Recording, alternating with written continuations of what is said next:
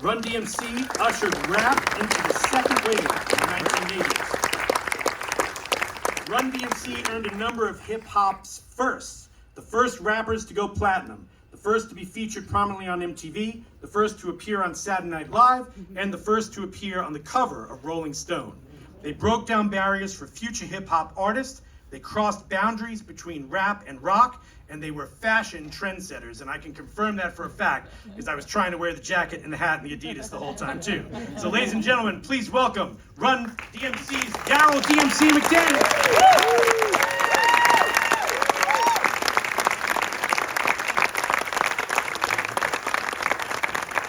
We can hit the lights so we don't leave D in the dark over there too. There we go.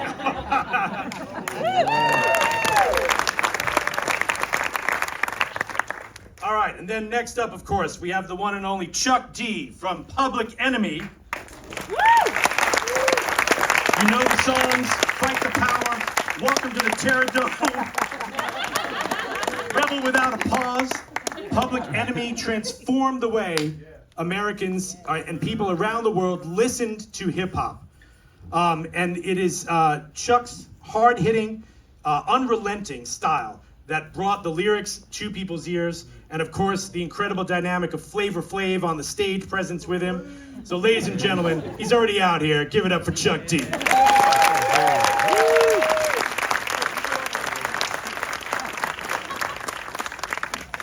next to the king of rock. There is none higher. Gentlemen, thank you so much for being here today. Cool. You know, what a great day to have this exhibit here at the museum. And I meant what I said there earlier. The two of you guys have been such great friends to the museum, such great supporters of our educational resources and everything we do here. And it's fantastic to have both of you here today. Thank you. Thank you for having us. Yeah, it's a pleasure, and especially this is the shrine, and a lot of times, right, the inspiration that this man had a vision a long time ago, that this music that we do is as proficient as rock music. Yes. He called himself the king of rock for a Yes. reason. 12 years old. I was just imagining I could do that one day. But I'm not Mick Jagger. I'm not Freddie Mercury. I'm not all the stars we grew up seeing on Soul Train. But this thing from the Bronx comes over the bridge to Queens that allows me to do that. So what's so special about me being here is, you know that saying, having a rock and roll dream? Well, hip hop allowed this little Catholic straight A school kid from Queens, New York, for his rock and roll dream to come true. Here I am.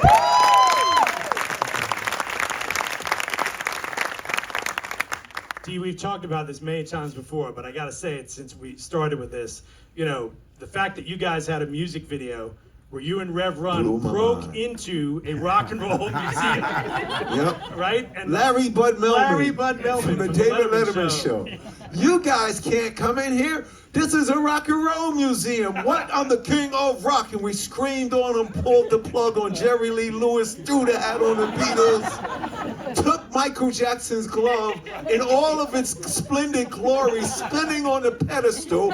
Run takes it down. There's a close-up of my Adidas stepping on it. And what's crazy about that, it was prophetic because the Rock and Roll of Fame didn't exist. Me and Run knew when we was doing that video. It's been around. Look, it's been around since the 50s. It had to be. We had no idea. It didn't start till 86. That's crazy. And I always tell little kids that story. Y'all don't know the power that y'all have in your creativity. So here's a crazy story too. The video's out, and we walk in. Every time we would leave JFK, we would see Prince. So we'd be going, he'd be coming. Hey, Prince, hey, what's up? So after about the 12th time, me and Run and Jay, we never forget to say, we walk in, you know, doing that, and here comes Prince, right?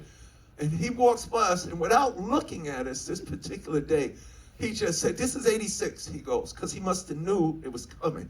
But he walks by us, instead of saying, what's up, he don't even look at it, he just says, you guys gonna be in the Rock and Roll Hall of Fame one day. And he keeps walking, so me running Jay, we stopped. We go, what the hell he was talking about? And then we just kept walking on. But when we got in, that story plus that one was like, wow. But the cool thing about that, you know, it was at a time where people was like, it's gonna be a fad, it's not gonna be around, it's gonna go out like the hula hoop and the slink and stuff like that. For Prince to say that was like confirmation that it had to happen.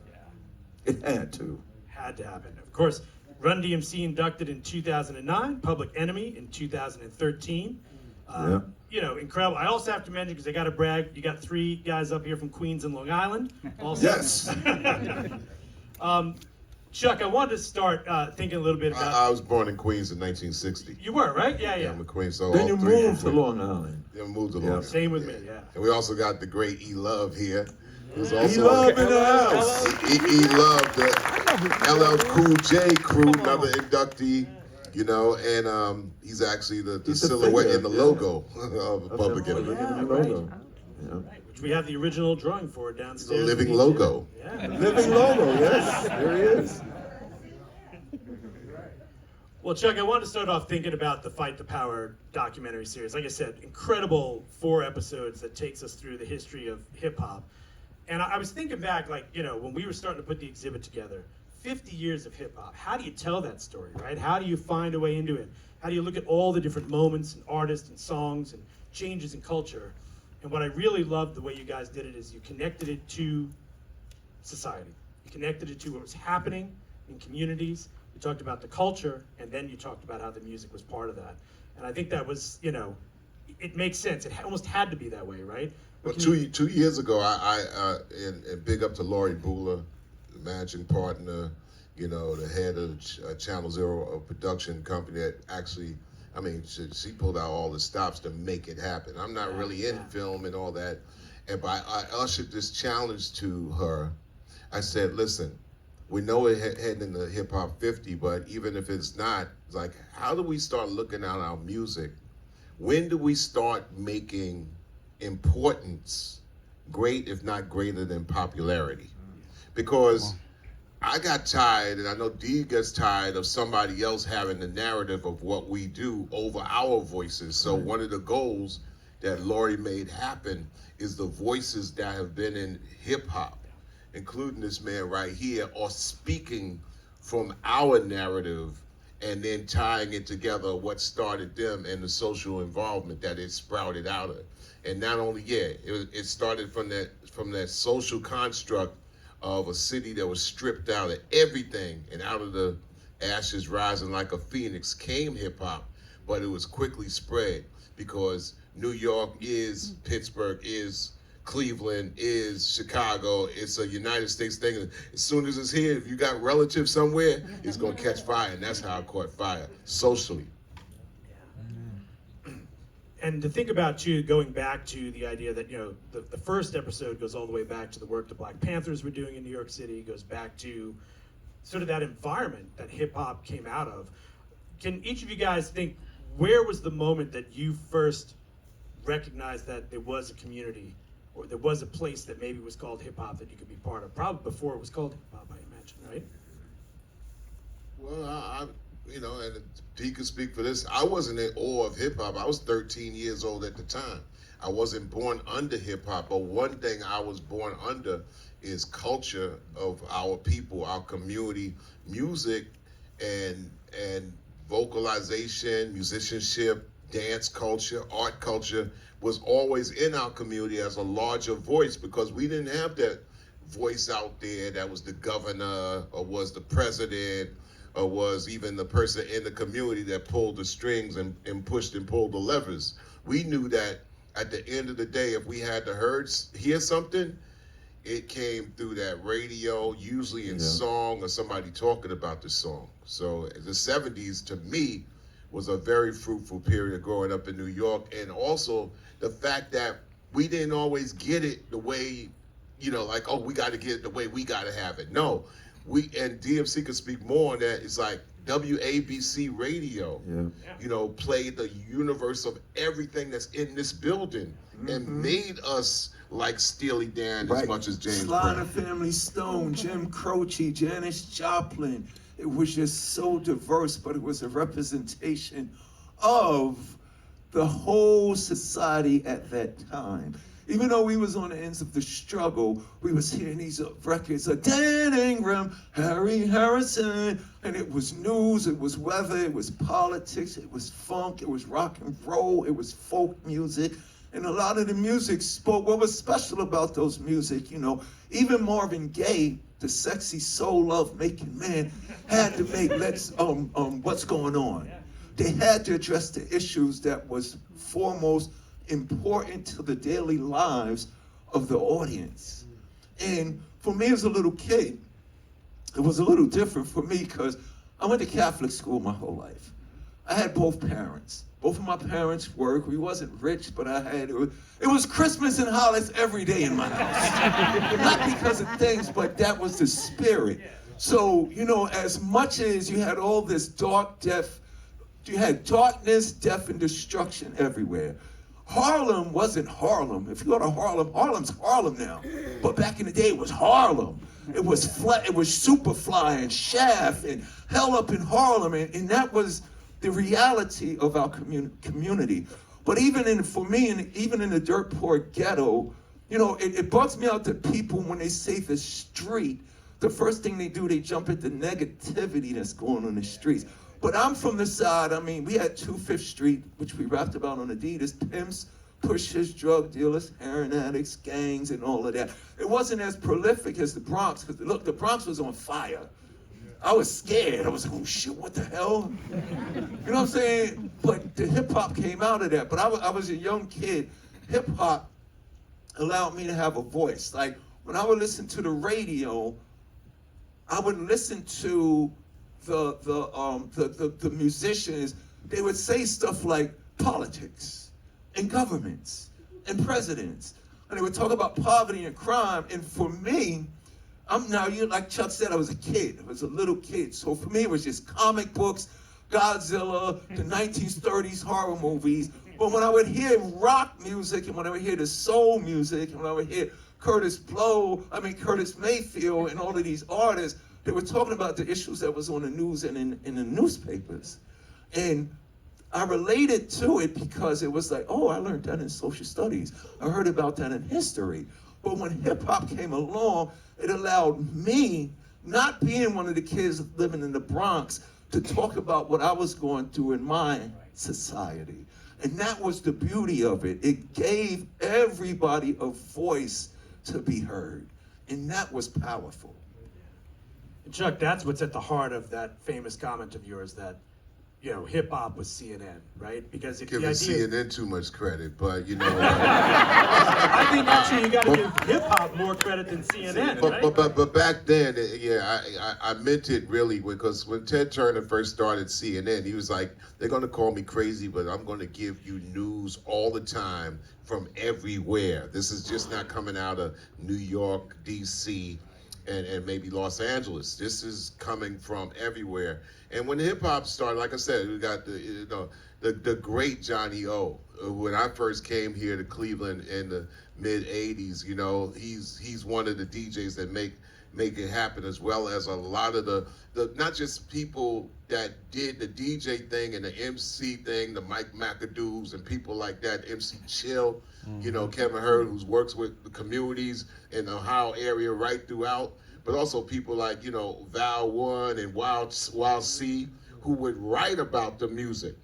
Because people say, well, listen, if we're not going to get the record deal, I think the only guy that got the first record deal was MC Chill with Fever Records, right? Yep. He had Fever Records, and so, oh wow, but people felt Kermit Henderson in the retail. They found out that they could write about the music, just like Cleveland and the rock scene said, okay, you know what? We might not have the bands come out of here recognized, but we're going to come up with a Cream magazine or Alternative Press, and we're going to write about it. And so therefore, with hip hop, it started there, but everybody around the country and then around the world got their radars up, like how could we participate in this? Because they're gonna come out here and do shows, so we're gonna give them the best interview that they probably don't get in New York. You know what I'm saying? So hip hop was this infectious thing of involvement.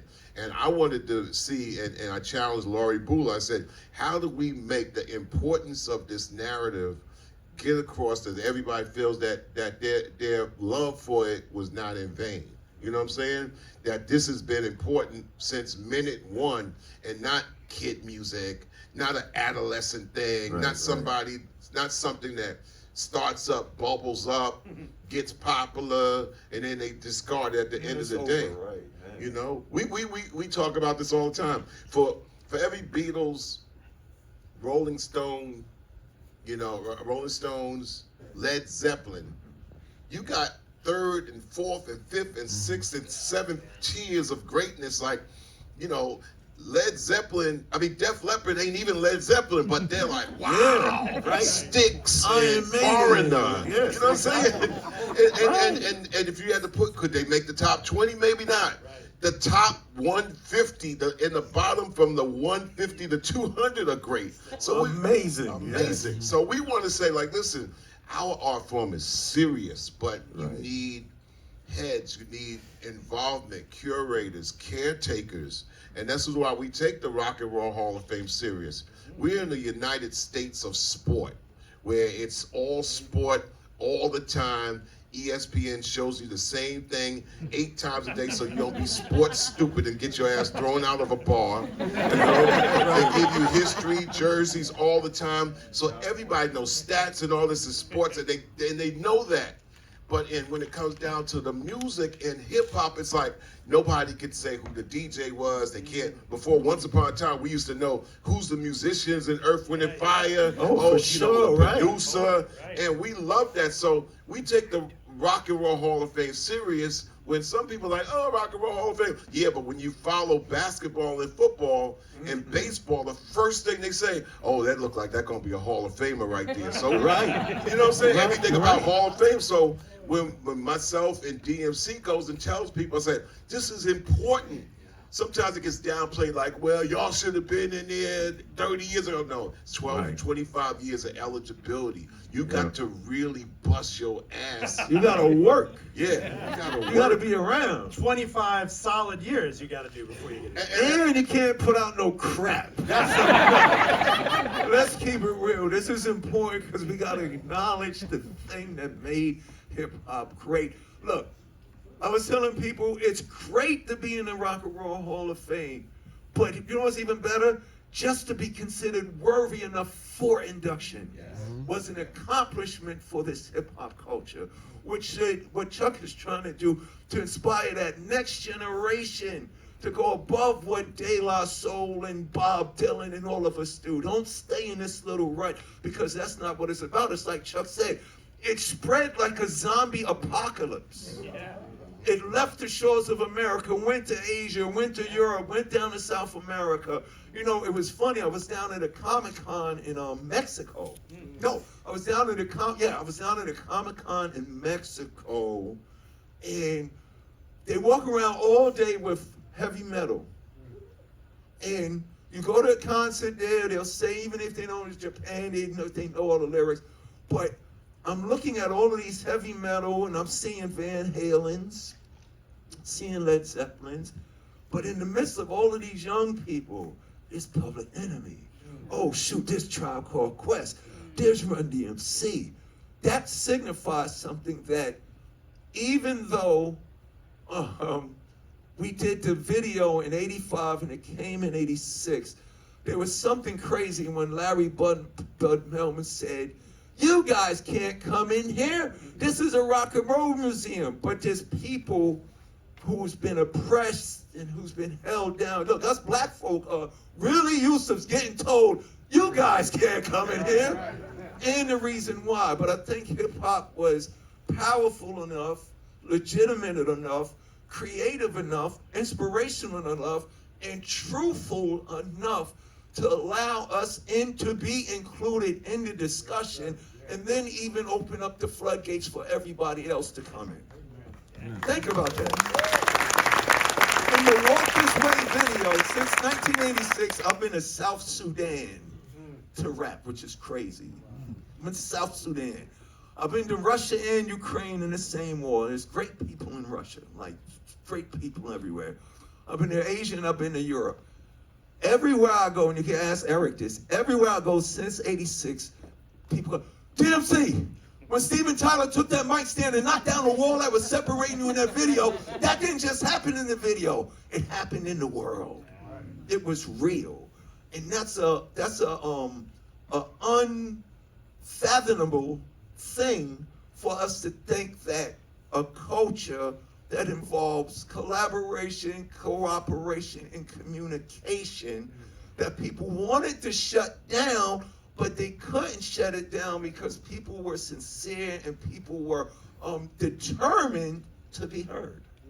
And everything I just said, you could define it as hip hop, but you could define it as rock and roll. You can define it as the attitude and the spirit that brings about change and transformation. Another thing I'd like to say on top of that is that a lot of times what hip hop does, it points to musicology. It points to this building. It points to Black Betty being played by, you know what I'm saying? So the thing about it, when the naysayers might come about and question hip hop, and a lot of them they might have kind of like the reasoning to say so if they happen to look at it through a narrow lens. So it's important, I said, we have to do the documentary series to say, yeah, this comes from important soil. It ain't no kid game shit here, right? But really, sometimes you gotta shut adversaries up real quick, and that's what MCs do. Like, oh, rap, hip hop, man, that's not rock and roll. I said, well, you know what? You understand what the rock is. You never understood what the roll is. We the fucking roll. You know? Because it's the rock and roll Hall of Fame. And the roll is the shit that, you know, so yes, Donna Summer is the roll. You know what I'm saying? Everybody, oh, that's not rock, that's not rock. It's the roll, baby. And that shut every rock, we damn should have rolled. Oh, right. That shut every naysayer, journalist, purist, it shut them up, because if you want to really question it, go back to the beginning of the definition. Very beginning. And when you go to the beginning of the definition, coming out of the blues, you go back to say Lil Richard, Chuck Berry, Fats Domino, you know, Bo Diddley, Elvis, Johnny, you know what I'm saying? So now, instead of going up and saying it's about, riffs, now you got to go into your history book too. You got to go into the records, and just like the DJs do. DJs go into the records. Record means recording, means documentation. Yes. And this is the strength of why this Hall of Fame is important, not just to be here as a museum and a visiting place, but it should permeate every single school curriculum system in the 21st century, because sports does it. Every school is waving the flag for the sports program, football, baseball, and I'm a sports fan too. But when I see that a high school is depleted of its theater, and it's depleted of its music, and it's depleted of the arts, it'd be one thing if people didn't give a fuck about arts, music, and theater and shit like that. I don't watch movies. I don't listen to music. I'm not into art and shit like that. Cool. But people are into art, music, film more than sports. And now we let sports steal the thunder of entertainment, film, art, and music to get us entertained about the same damn game we've been looking at 100 years. Then you got ball players out there who are more artists than the artists now.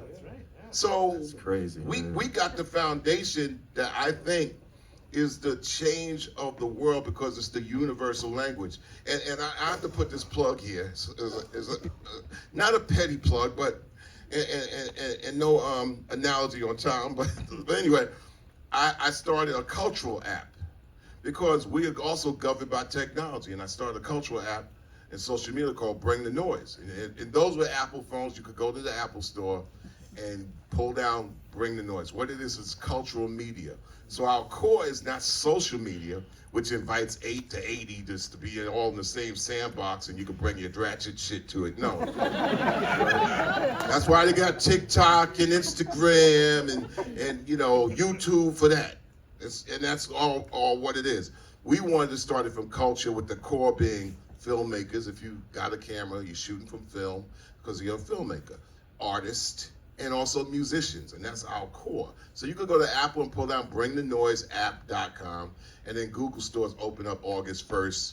And it's been stupendous, and I really appreciate my brother here's support. We like to weave it into the Rock and Roll Hall of Fame and saying this is something that's educationally, you know, in your pocket that you can evolve with, because I love sports, man, but I'm just tired of sports narrative being greater than what has already been great. Yeah, it's amazing when you guys, everything you were just talking about the roots of rock and roll, the way people talk about hip hop as not being part of it. The two of you participated in an induction ceremony honoring Robert Johnson and did an incredible piece back and forth. And I think the tagline there, you guys, was the blues gave birth to rock and roll. And then people always say, where did hip hop come from? It came out of soul and funk and rock and roll and all these records. And the blues is the famous blues artist said, the blues is the roots. Everything else is the fruits. Right, that's right. It all comes from the same Blues location, is the roots. right? Everything else is just the fruits. Yeah.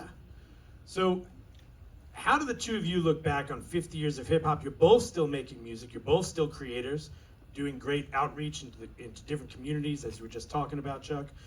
How do you look back and think about that 50 years of hip hop? Has it hit you yet that it's been that long? Do you think where do you think the next 50 years is going? What's this journey that hip hop is on? Because it feels like we're only somewhere in the early stages of it still. Well, I think we've accomplished a lot, but we still have a lot of work to do now that we're at this stage. You know, hip hop's been around for 50 years. I've been involved with them for 40 of them. But there's still struggles in our communities. There's still an essence of hip hop that gets diluted, polluted, destroyed, and hid away, because anything that is sacred or holy to people or a nation of people will get diluted, polluted, and destroyed once it's commercialized. So across the board, what people don't understand about hip hop is this. I hate when rappers, when they get criticized about not using this hip-hop culture opportunity for a positive reason. Now, truth be told, you don't got to be a role model. You just put it on the parents, this and that. But there's something different about hip-hop when people say, I don't need to do that, I don't have a responsibility. There's a lack of responsibility with hip-hop. How could there be a lack of responsibility for a genre that is the #1 and most popular in the world? Now, it's the superhero thing. With great power comes great responsibility. So right now, what I'm saying is this.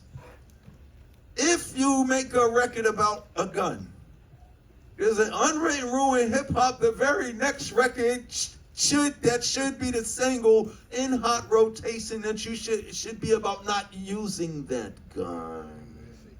But now what's happening with hip-hop, a lot of the next generation is getting denied the opportunity to become a De La Soul, to become a Public Enemy, to become a Run DMC, even to become a Jazzy Jeff and the Fresh Prince.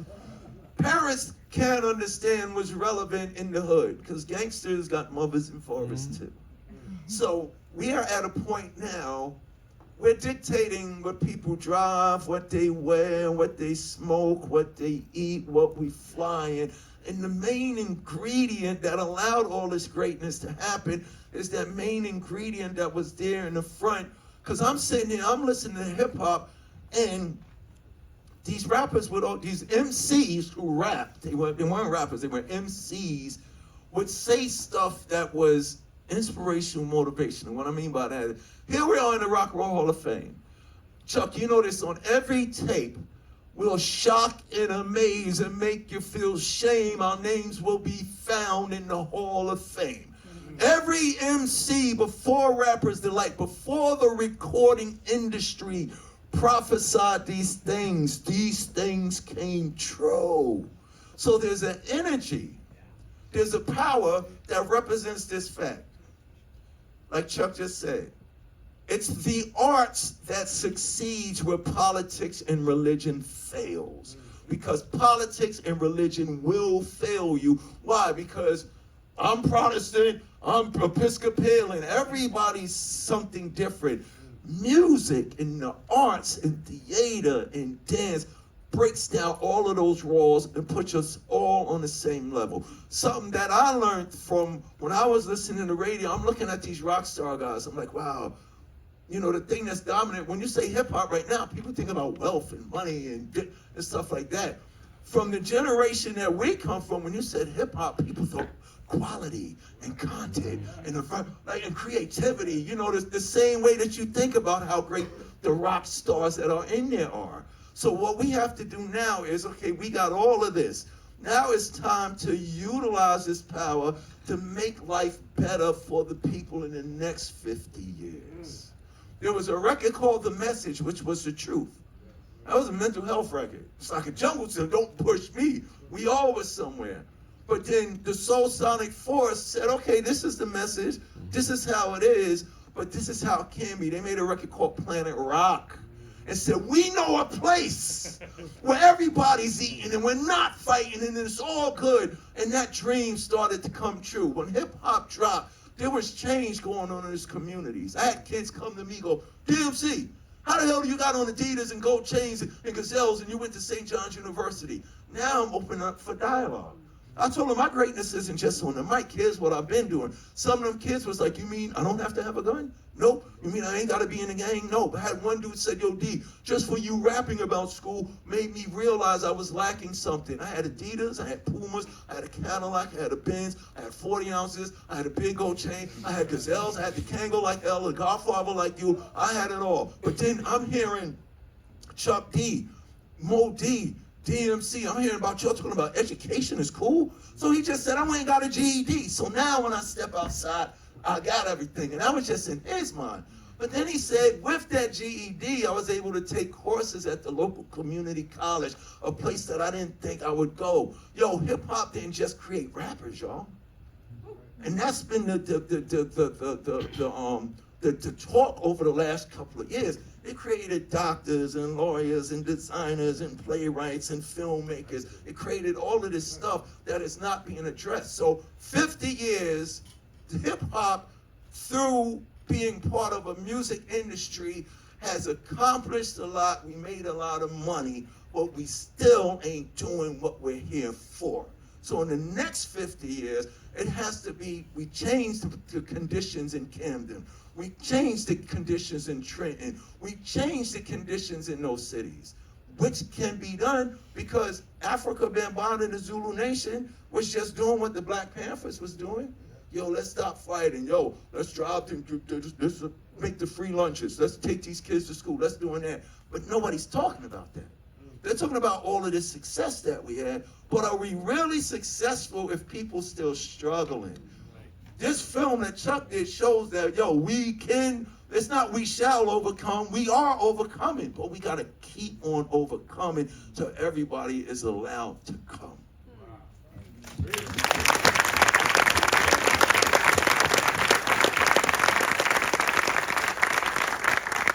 I like to say a very, very good-looking, shiny Flavor Flav just walked in the room.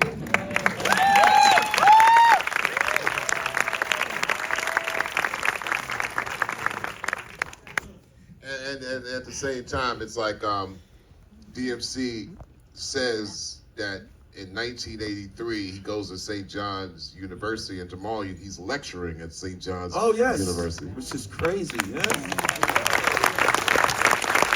And you know what's cool about that? The first thing J. Cole said to me when he met me was, y'all went to St. John's too. That's powerful. But to be excited about that. There's so much of that exists. You know, when I was coming up, I was like, hip hop for me was like, keep it real. So I knew that, damn, I was never in a gang. I can't rhyme about that. I never went to jail. Matter of fact, I don't want to go to jail because I like my freedom. I tell the kids, I talk to them, I don't want to get shot because that shit hurt. So when Run said, you gotta understand, if you listen to Sucker MCs, Run rhymes 3 times because he was a solo artist. He just saw these rhymes his friend in the other class at Catholic school was writing. And he just looked at me and said, you wrote these? And I was like, yeah, you know, I was just writing rhymes. He was like, well, my brother lets me write a record. I'm putting you in my group. So he recruited me. We wrote It's Like That, and that's the way it is. And then he went in to do Sucker MCs by himself. He comes out the booth, and he says, D, go in there and say a new rhyme, because you gotta prove to Russell, his brother, that you really can do this. Because Russell didn't believe in me. And I was like, nah, man, no. Russell let me write the record rule. Like, no.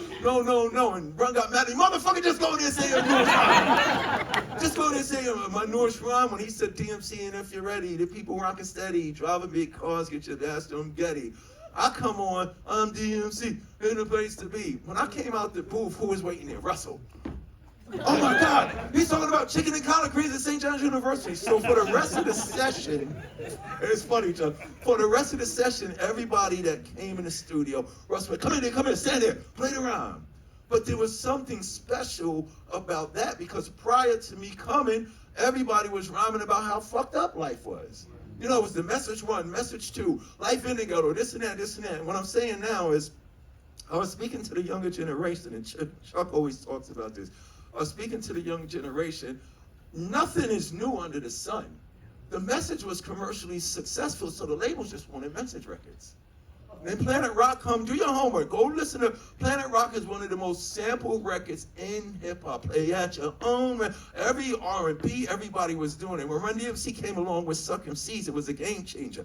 Everybody was using the disco that got thrown away. We were sampling rock. We were sampling from James Brown. There would be no hip hop without James Brown. Everybody was using that. You know what I'm saying? The funky drummer beats. And we said, there's something there. Funky drummer beats. Me and Run was only trying to make beat jams. When everybody started using music, we took the music away. There was a change there that did something. And it gave a voice for all of those other young kids that were sitting around, I'm not in the gang, I don't know what I'm gonna do, this and that. Hip hop made it possible for everybody to participate and do something.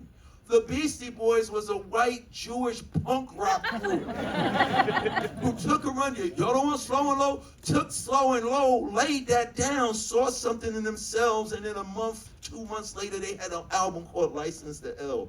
So there was always transformation and evolution in this process, just like it was in rock and roll. We were rocking and we were rolling, we were hipping and we're hopping, we were funking, we were doing all of that.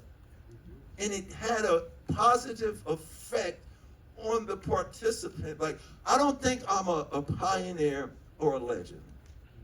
Me and Run and Jay are just the faces of what was bound to happen if they let us make fucking records. So that's why you had the floodgates. But what I am to this day is no different than what I was when I was 12 years old in my room. I am a participant of this culture. That's why when me and Chuck is talking about it and stuff like that, when Public Enemy got inducted into the Rock and Roll Hall of Fame, we was in LA, and we was in the back room, and it was Tom Morello, Chuck D, Chris Cornell, John Fogerty, who else was there? Neil, all in the back, just talking.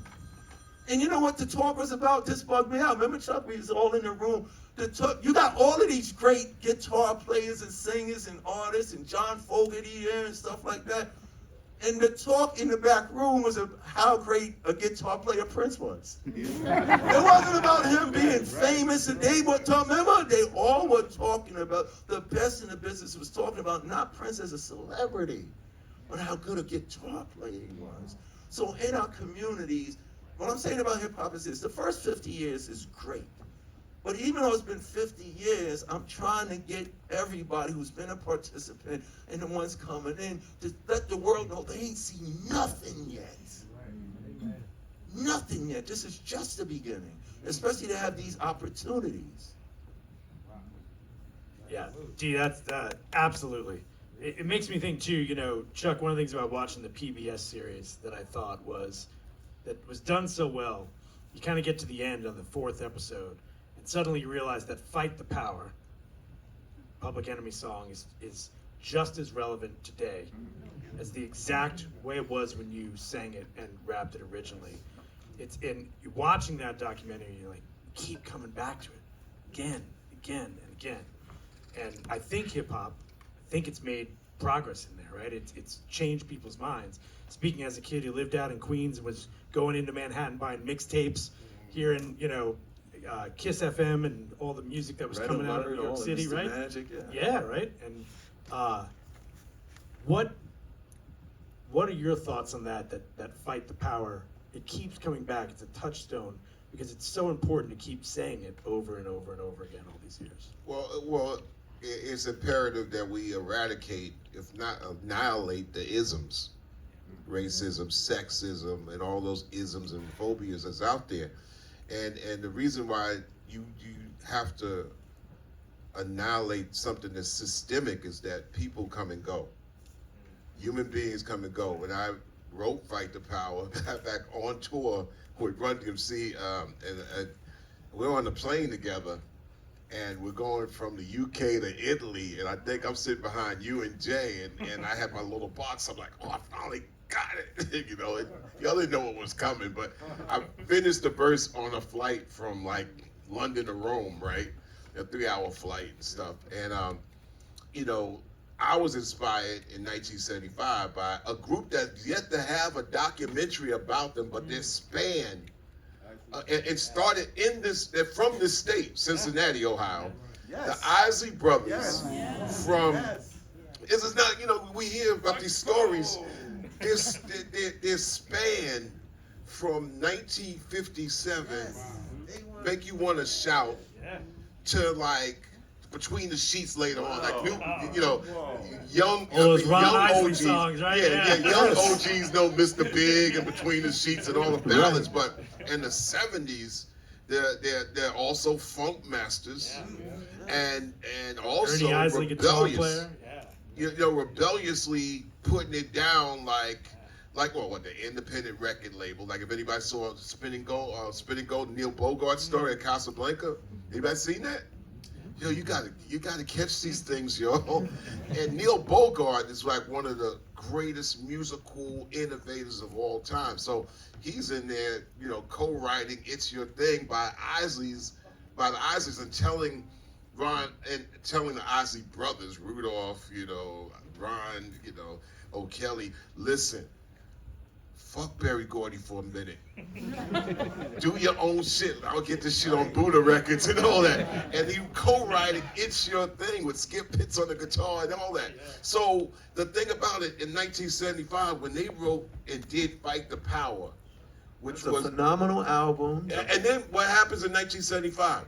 Nixon gets damn near impeached. This country ain't got a president, and they got Gerald Ford as a replacement, but nobody knows what 1976, the bicentennial's about. And meanwhile in the hood, the Isley Brothers come up with Ernie Isley writing "Fight the Power."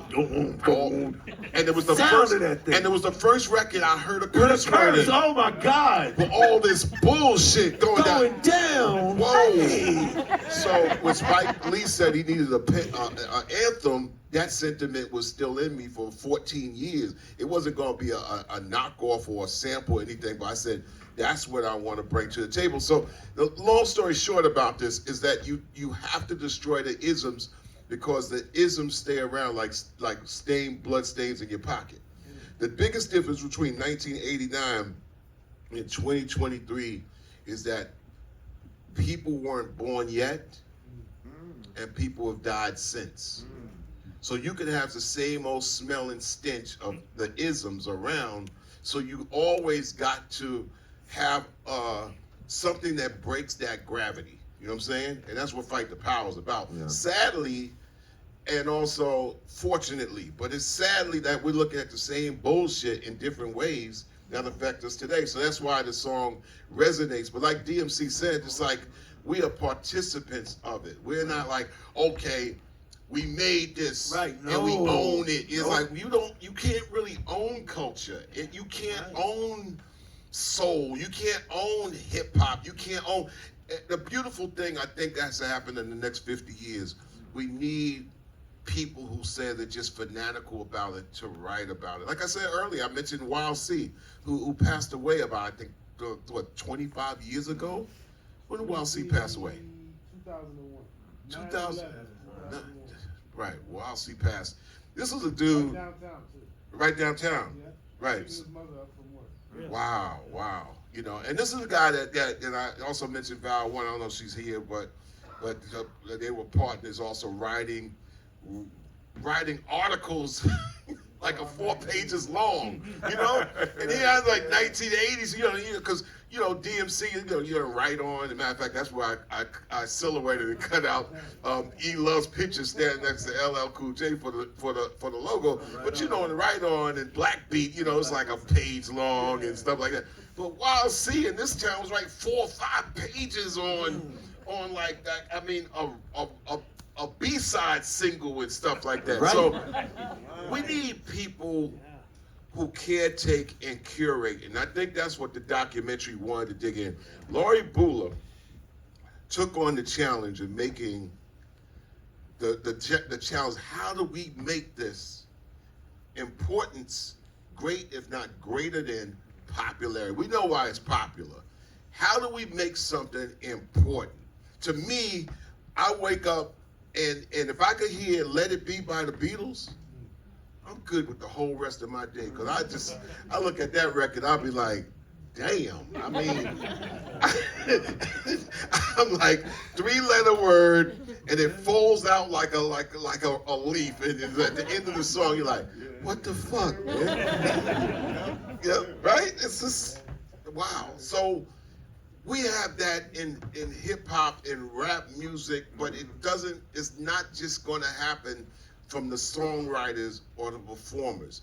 I love technology, but if my good friend Prince says, once again, Prince has popped up in this conversation a lot of times. As he should, right? As he should, right? As he should. He said, be on top of technology, because if you're not, technology is going to be on top of you.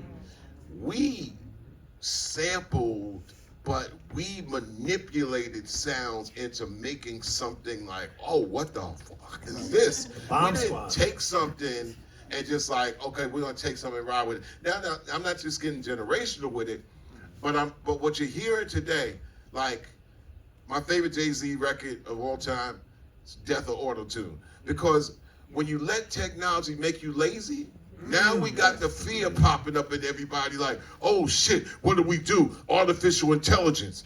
And let me tell you this much, technologists don't give a fuck. Then Nope. you listen, if you, dumbassification is rampant. Dumbassification and artificial intelligence are juxtaposed against each other, pulling in opposite directions. The dumber that you are, or you want to become, artificial intelligence and technology will fill in the blanks for a price out of your pocket, right? And then all of a sudden, we're in a convenience area in this world right about now, but really in this country where the fear is the next 20 years that, shit, I want something to chew my food. I mean, damn near that's what a smoothie is, right? That's what a smoothie is. I'm gonna get the green juice and shit like that. I mean, but we're at the point with a buffet. All right, yeah, there's a buffet. Yeah, but you ain't even chewed the food in your mouth, but you at the buffet picking more food. It's like, whoa. So I need something to chew my food. I want something to chew my food. Fuck, yo. That's crazy. This is where we're heading. So it's reflected even in the music. It was, to me, what struck me sad on the BET Awards is that I like the fact that the Migos was a group. I like the fact that the Migos was a group. Now, the surroundings of what they're in the middle of and all that shit, sometimes you need people to say, listen, come on, like bring it down, tone it down and all that, because I mean groups been doing crazy shit right throughout. Forever. Matter of fact, they talk about the time where I think back in Lil Willie John's day, and I forgot the artist that shot himself in the back playing around with guns and shit like that. They've been doing that shit forever in rock and roll, right? Mm-hmm. But the tragedy of the Migos just trying to like keep it real in real circles and not knowing that every eye is on you, and they lost a member, and having like, okay, yeah, we're all gonna come on, like pay eulogy to take off, and you're looking at two of them, and one, it's like, yo, man, it's like we go back to that thing, and like when we lost Jam Master Jay, man, it's like these things are like jarring, all because of these other things that encroach upon our music and our culture that keeps us going strong and together. And when I seen them two talking about the tragedy of what happened, it's like, damn, somebody's dragging out the tragedy to see if we can kind of like, and I don't know if it's intentional, it's not, I'm not trying to put a bad light on it, but instead of how this music and art form is, once again, we're fucking around with tragedy and a sad-ass story that this group will never be the same, because they needed the three of them, and that's where they had their strong points. Their strong points is like, they're a fucking group. Yes. Like, wow, I knew more about them as a group than I knew their songs. Because their songs would be like, all right, you're making the records for an 11-year-old. After a while, I got to draw the line. I'm like, I'm 62, man, so there's nothing I have in common with a 20-year-old. There's nothing I have in common, and I'm good with it, Matter of fact, if you 40, I'm looking at you side-eye like, what we got in fucking common? We can work at it. Well, it's funny that you bring that up. The other thing with hip hop is the ageism thing. It's the isms. One of the isms is that. So I was speaking in a high school in the Bronx, and so the whole thing with rock and roll. Each generation, your dad, that's your music back then, and they said, but the kids don't know it's all the same thing. So I'm speaking at the high school in the Bronx. One of the kids, Mr. DMC, because I'm 50 now. Like you said, if I was 18, 20, DMC. But Mr. DMC, he asked me, what do you think about mumble rap, right? So he was expecting, the OG to hate on it, right? What do you think? He wanted me to hate you, young whippersnapper, but I didn't do that. I said I could understand and I could respect it. And you should have seen it was about 12 students, 11th and 12th. Huh? Like I rocked the head. Yo, he didn't diss it. And it was like, what do you mean? They had asked me, what do you mean by that? I said, you got to understand something. The only difference between your generation and my generation, look, I didn't change the world when I was 50. I didn't change the world when I was 40. I didn't change the world when I was 30. I was 20 years old. We was 18 years old, fresh out of high school, not just in making music. We were changing the world with our art form. It had an effect on people. It was causing positive change. I said, the only difference between y'all in my generation is at 18 is when we got criticized, we did something about it. Hold up, stop, take the deal, because they said the same thing. Go back to the history of hip hop. They ain't saying nothing. But when we heard somebody in the room say, they ain't stop that. So we wrote It's Like That. We wrote The Message. We wrote Planet Rock. Tupac made Dear Mama. I said Tupac isn't worship in hip hop because he got shot and went to jail. Two reasons that we love Tupac is Dear Mama and Brenda had a baby. He took it upon us and no label said, Pac, you should make a positive. He did that with this power that he had. And when I said, yo, that Dear Mama, the kids, they know what time they go, yo, that shit sound ill. Because it was a feeling. And then I asked him, I said, what's on another? And one kid had the nerve, Chuck, y'all to say, yo, we don't really like the music, but it's a self-esteem problem with our young generation of hip-hop. They think if they don't listen to what everybody's listening and rap the way everybody's rapping and acting, they think they're not cool. Hip-hop for me was like, yo, they're sampling James Brown, they're sampling Parliament Funkadelic. Fuck that shit. We want to make Aerosmith. And then Primo and we going to do jazz. There's so many options, but right now, if that one thing is successful, these kids need to be taught about how potent and the potential and the beauty that's in themselves. That's what hip-hop did. When I first heard hip-hop, I went to Rice High School, 124th Street in Lenox. It was an all-boys Catholic high school in the middle of Harlem, right around the corner from the Apollo. And when I got to Rice High School in 9th grade, now the records was out, all the Enjoy records, Sugar Hill records out. But when I got to 9th grade, the kids that were living in Harlem, in the Bronx, in Manhattan, had all the hip-hop that was already being done prior to Rapper's Delight. Since 73, there was a tape of the Funky 4+1 live at the Autobahn. I was like, the Autobahn, that's where Malcolm X got shot. Yeah, they do hip-hop shows in there. So out of all of the death and destruction and the darkness, the lack of opportunities, these boys and girls took something, they took music, something that and they took all the type of music. Yo, take that part right there. Think about it like this. We all woke up, I was young, and I went to bed, and I woke up the next morning. Disco was hugely popular. Like, hugely popular. It was the Bee Gees, Donna Summer, all of that. Hold up, here's what's crazy. 2 of the biggest rock bands in the world made disco records. Queen made another one, Bites the Dust, and the Rolling Stones made Miss You. Why? Because they wanted to get in Studio 54. That's why we got to get in there. But I woke up one day, disco sucks. They threw disco away. Hip-hop said, hold up, we'll take that shit. And we made works of art that everybody could identify with. So I hate when the record labels say, and they get happy about it because they're making a lot of money off this new generation of hip-hop. Hip-hop is the young people's music. No, it ain't. It was created by some young motherfuckers who are older now. And the longer you do something, then ageism is fucked up. Whether it's created by, we were young when we made this shit, but some of us are still here, motherfuckers. And I told the kids this, let me prove to you that you're all wrong about us OGs. The longer you do something, the better you get. And I use this analogy. How many of y'all in here play video games? Oh, me, PlayStation. When you first got that game, it sucked. You hated it. You threw the controller at it. You cursed. My son did it and broke the damn TV. But after about 6 or 7 days, you was getting a high score. So me, Chuck, Big Daddy, Kane, Q-Tip, Flavor, we've been doing this hip-hop shit for a long time. Yes, sir. So do y'all think we got worse? So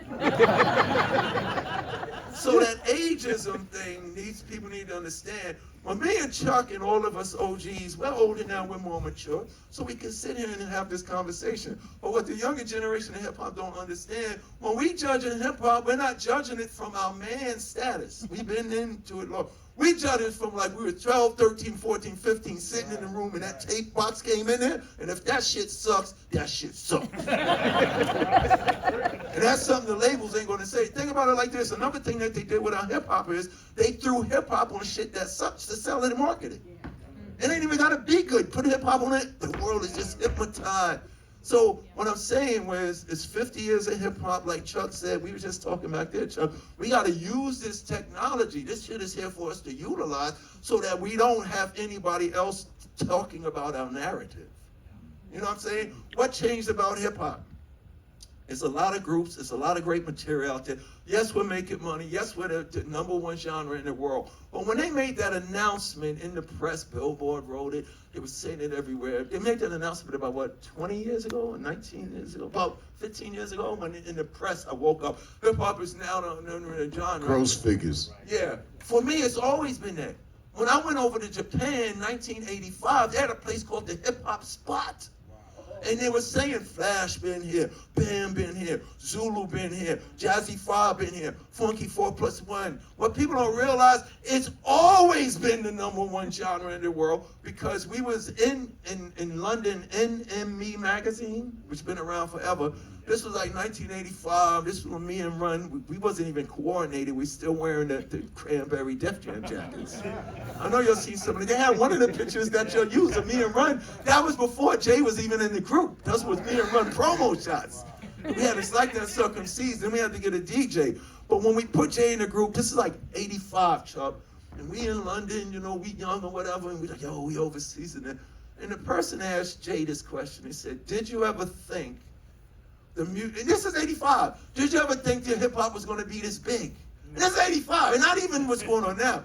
And I'll never forget, Jay said these words. Jay said, I knew it was going to be big because it was always so big to me when I first heard it. Wow. And when he said that, I said, that happened to me, that happened to Chuck, that happened to people in this and there. And it was the same thing with rock and roll. So there's a purpose. There's a purpose. 50 years of hip hop, what our culture, the supporters, the writers, we all gotta play our part because, like I said, there's a purpose in this position. It's a purpose in this position. It ain't just about record sales. It ain't just about how much money. Now that we're doing all of this, and it's a purpose in this position, because now we need the ones that created it, who are the greatest. The greatest period in hip hop is the period before recorded rap. Because it was an experience. It was a life-changing. But now we need them. We need us. We need all the record-making motherfuckers, and we need the ones that's going to be for the future to come together. When I look at rock bugs me out. It's like, you know, if an OG walks through a radio station, and this happened to me one time at Hot 97. I'm walking through the radio station. This was about maybe 20 years ago. I'm walking through the radio station. You know how they have the window and stuff like that? And I'm walking by. So they see DMC. Hold up. And I'm not ego. Motherfucking DMC is in the building. They just mentioned, oh, and DMC just walked by. And they kept going on with the dialogue. And I remember I was somewhere, I was probably here in Cleveland, and it was a festival going on, and it was like Limp Bizkit, and it was Korn and all of these guys. And I was somewhere, and David Grohl was doing an interview on the radio station in the building. Now I'm there he's at the rock station, and Tom Petty walks by. So they say, Tom Petty walked by the radio station and Grohl, stop, go get him. And they brought Petty in and sat down. What's messed up about hip hop, this is funny too. I don't like the old school at noon. I think it's disrespectful. Why would you say that? They're giving your time, this and that. I said, no, it's disrespectful. Why would you say that? When me and Chuck, we're on in your favorite city or the old school at noon, here's a question that's gonna blow your mind. Where are the kids? So do they get to hear us? No. When they get out of school from 3 o'clock to 10 in the morning, what's on the radio? I get high. You see what I'm saying? Mm-hmm. We have to change that.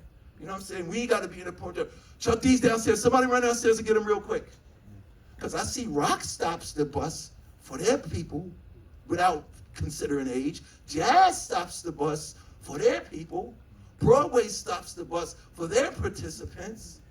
Oh, Robert De Niro just walked by. Matthew McConaughey is going to, go ahead, Rob. This and that. And that even makes Matthew cool, because that's better than him sitting there talking about himself because he gave them the seat.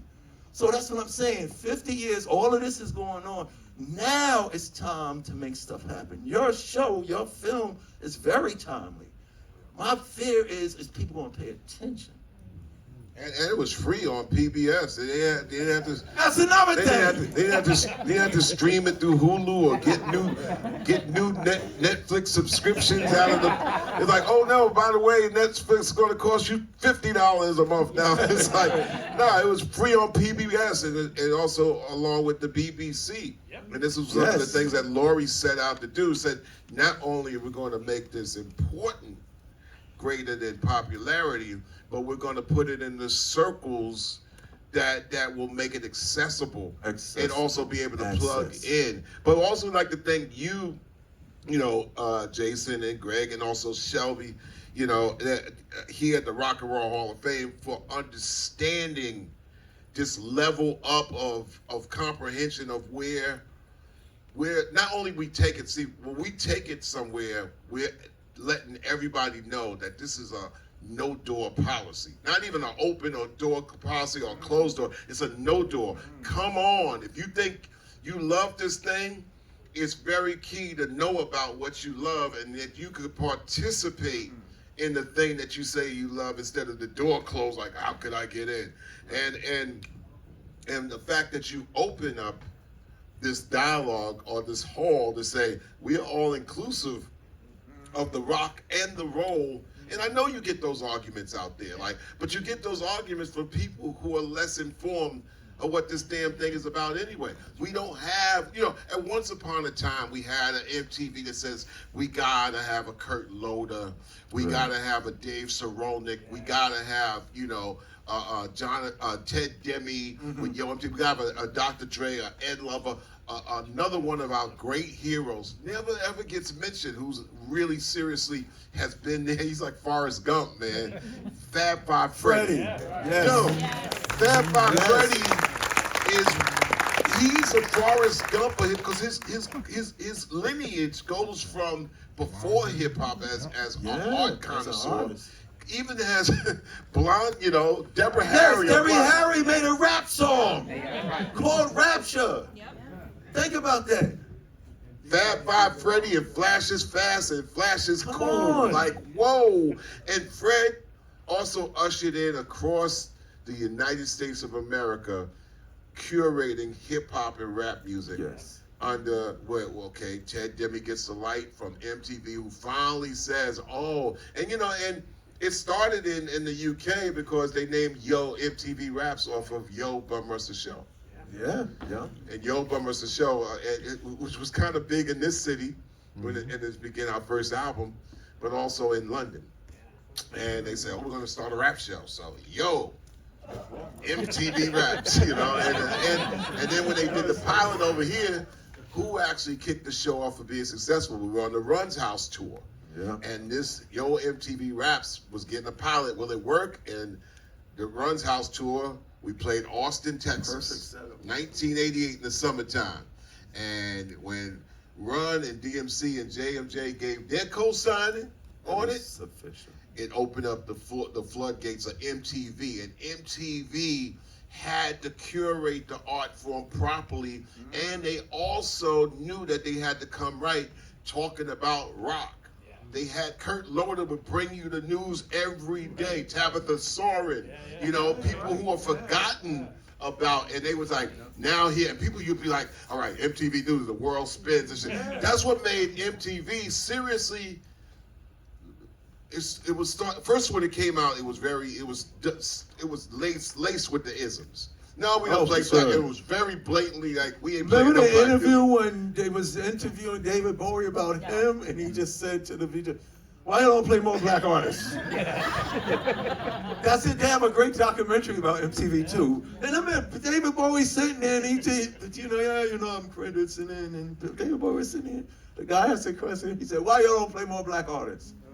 That was like the game changer. So Michael Jackson cracks through. And then Run DMC in 1984 cracks through. Remember, like, it seems like they're 8 years apart. There's a 1 year apart. 1 year, it seemed like for decades. Yeah, it's like 83 Thriller, Michael Jackson. And then when Michael changed his skin, it's bad, but people was making a joke. Yeah, Michael Jackson was on there, but he didn't count. Because he changed his skin. We was just black with Adidas on and stuff like that. And the beautiful thing about that was MTV put this culture. They didn't know what they was doing in every living room. Every white kid, every Jewish kid, every Italian kid, every black kid, every Puerto. That was the game changer. And like I said, it was these kids, they don't care, that's me. They're speaking for, wow, that's me. And why was it relatable? Because China has ghettos, Japan has ghettos, South America, London has ghettos. What we were shown was they was like, this shit happens right outside my door, but I'm loving them because they got the balls and the guts to talk about it. Just like rock and roll, just like punk rock. I was speaking with Tim Armstrong and Rancid. We was talking about him. Tim Armstrong said this. We were just in the studio messing around. We was in Flea's studio that Tim Armstrong brought from him because Flea said, "You want to buy my studio tomorrow?" "Yeah, I'll buy it." So we just in there making records, and Tim Armstrong said something powerful. He said, punk rock, here in America and overseas, had their middle finger up to the establishments. Then hip hop comes along. It validated them. They was on the right track, so it made punk rock. I said, I didn't think about that. Yeah. I mean, that's that period I love in New York City in the late 70s, right? Because that's, like you said, disco, punk rock, hip hop, They're all Yep. happening, blocks Yes. apart. People are going from one party to the next Yep. and hearing that music. That was that- Danceteria, the world. It was Yeah. it was a society Yeah. of it was journalists. It was right. You walk in happened, Danceteria. Oh shit, they go Madonna. Oh shit, they go Fat Freddy. Oh shit, they go Flav. Oh shit, they go the Beasties. Oh shit, they goes fucking we opened for Lou Reed. In New York City, 1985, we get a call. Lou Reed wants you to know what the fuck y'all trying to do. What is it? I'm trying to find out. Lou Reed wants you to open up, so we open up for Lou Reed. This is 1985.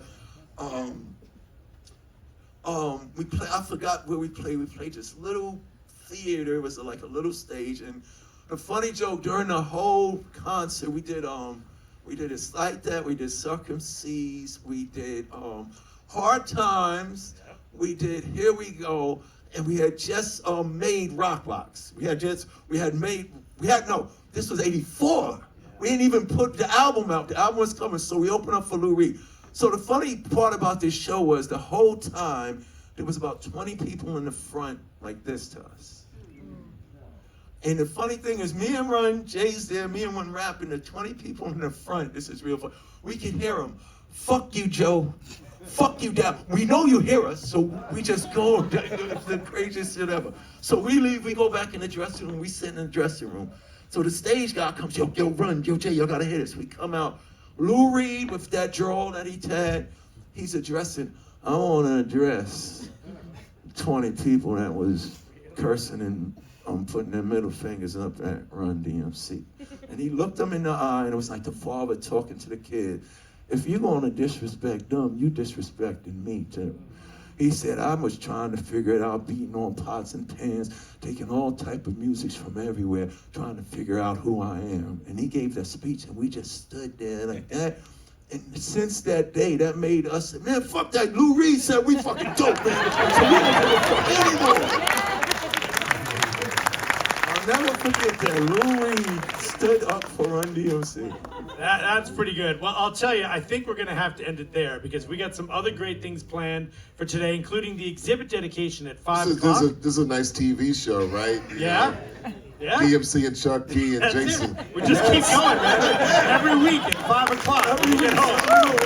Yeah. Rock and roll J&J. Well, again, a sincere thank you to both you guys. You've been great friends at the museum and always fantastic hearing your stories. And we look forward to seeing you at the exhibit dedication in a little bit. And thank you to everybody for coming out today, too.